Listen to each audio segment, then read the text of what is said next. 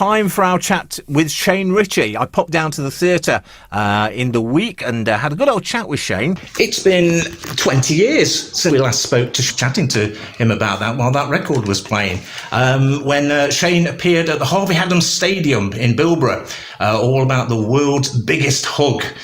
So it's nice to actually finally catch up with you and meet you in person. Cheers, buddy. So you're in Panto at the moment, Dick Whittington, at the Nottingham Theatre Royal. It finishes next Sunday the 14th of January.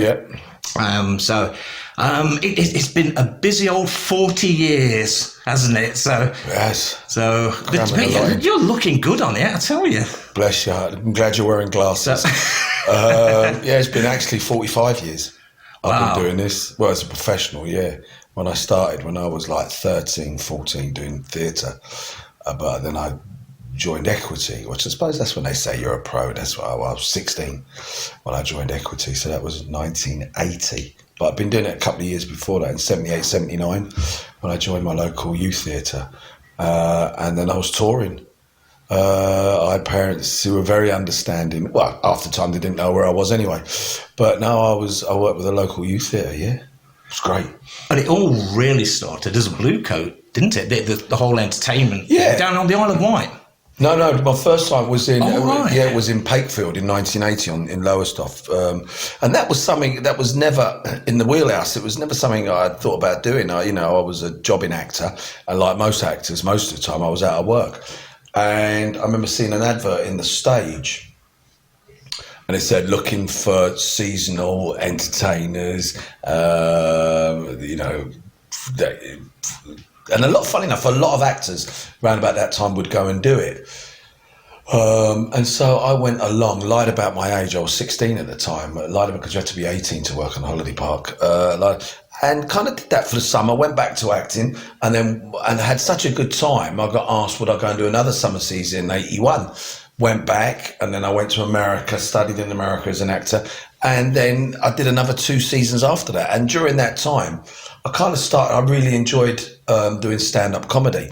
And so by the time I left Pontins, I was 18, maybe 19, and then I did a play, and then was out of work, and then there was an agent, a guy called Barry Dye, who was based in Ipswich. He said, listen, do you want to go and do, it was me touring, they called it Shane Richie's Ladies Night Out, and I was only 19 or 20, and it was like me, 2 drag acts and 3 strippers. And that's what I kind of did for a while, and kind of cut my teeth doing stand-up. And all the time, wait to go and do the next play, but the next play would come in and I'd be like, I've got these gigs in already. So I had to choose between being an actor or carry on doing a stand-up. And I was really enjoying making the money, and for selfish reasons, being on my own, doing the stand-up. And that kind of led me to Jersey in 84, I think it was, and I was just turned 20, where you do 2 shows a night, 7 nights a week, and I did that for months. And that's where I really learned my trade as a stand-up comic. But all the time, coming back, and I had an acting agent go, this play's coming. He was like, I can't. So I couldn't commit to it because I'd already committed to doing stand-up. And then the game show thing happened, which was never on the horizon. I never thought I'd end up doing game shows. But then the whole thing come around full circle when I ended up playing Alfie Moon. Yes, exactly. And people know you sort of for being the funny man that you are, which is, with stand-up, you've got to be funny because you're on stage on your own, haven't you? So, it's probably in my opinion, one of the hardest professions to do, stand-up. It certainly is now. It's very subjective, though, stand-up. It's like anything, I can listen to a song, think it's absolutely brilliant, and someone else will hear it and go, no, it's awful. And stand-up's like that now. But the danger with stand-up, is people are ready to be offended, and it's... Ricky Gervais, who I know, he deals with it wonderfully, but you can do when you've got 100 million in your account.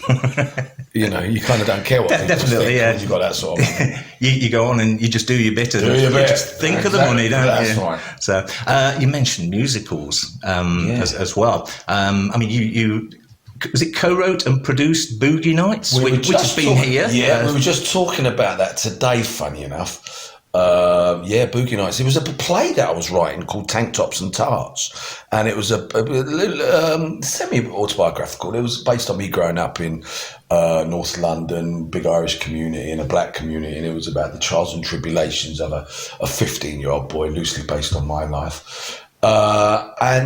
And then as we were writing it, a big West End producer got involved and said, this would make a great musical.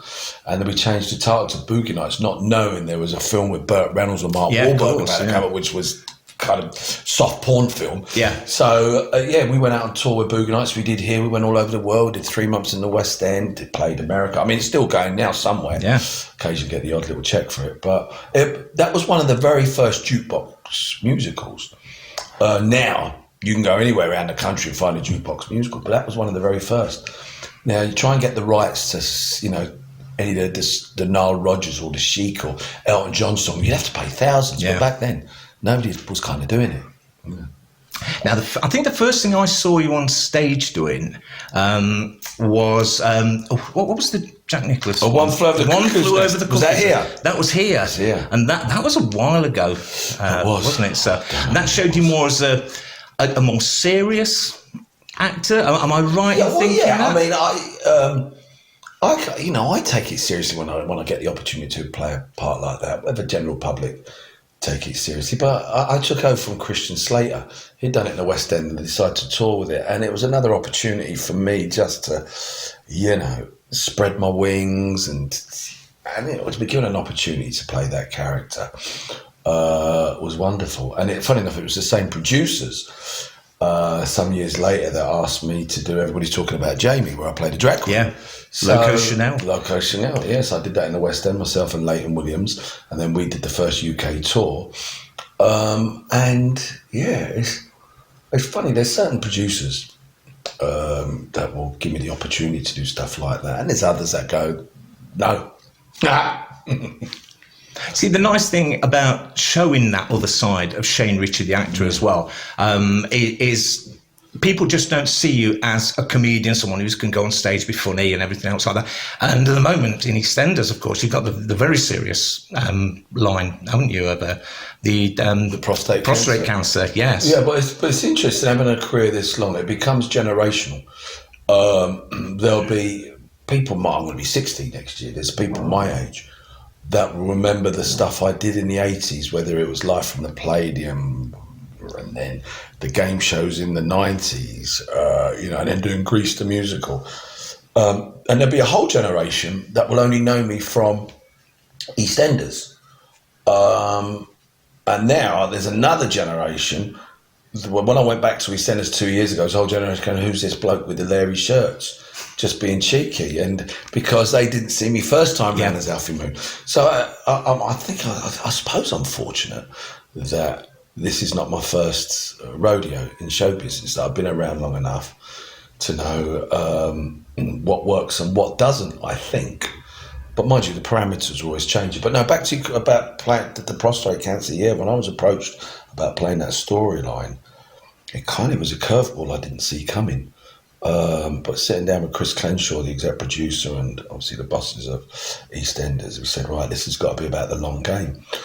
So as soon as I finish here, I don't even think I've got a day off. I go straight back to EastEnders, and we pick up where I left off with Alfie going through, I think it's post-surgery, and seeing how it plays out. And I'll be honest, Kev, you can ask me, I don't know how the story plays out. Well, that's the best thing. You can't give anything away then. Well, I'll tell you, I wouldn't have a problem telling you. I honestly don't know. They obviously trust you. They do not to tell you. Yeah. So, Panto. And Panto's got, it's just wonderful. It's for kids, for everyone. It's got music in as well. And another thing that people probably won't remember you for, if that's the right term, is your records that you've released. I've done 2 albums out. How many have I had? There was the album in about 1988, 98. Then there was one called Once Around the Sun. Oh, I don't know that one. That's one I'm going to look for. Let's find it. All originals. And then I did Country Soul. Yes. And then, I of course, love that album. Thank you, bless you. And there's the Grease soundtrack and Boogie Nights soundtrack. But yeah, no, Country Soul was something I did it just not long before we went into the lockdown. And then there was talk about doing another album.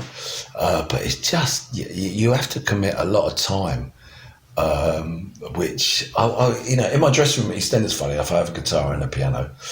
And I try to sit and write as much as I can. But no, and funny enough, I'm talking about hopefully this year going to put the band back together that I had, because I enjoy, not just enjoy it, but I do generally miss performing live with the band. So that's something. But of course, EastEnders, it's 24/7, which I'm happy to do. But sometimes you might get 10 days off. Well, I can do a couple of gigs then. Yeah.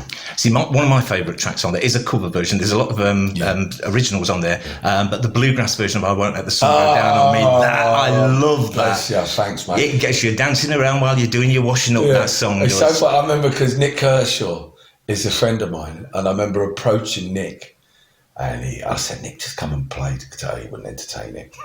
So if he ever gets to hear this, thanks, Nick. But it was great. It was a great experience doing it. And also, I did a couple of festivals, country festivals, and it was great going out and playing that stuff. Brilliant. Music, panto, it all sort of rolls in together. I mean, you are obviously chosen to be the lead in panto because of your ability to not so much ad-lib, but to go with the flow, I suppose. In your opinion, what makes a really great panto starman? I don't know about a starman, but I know after doing it for so long, you the hard part is making it look easy. Once you make it look easy, everyone thinks they can do it. Yeah, I've been in the company of reality stars and people that have done these reality shows that say to me, "Oh yeah, I saw you in panto, I could do that," and I've worked with them and seen them fall flat on their face.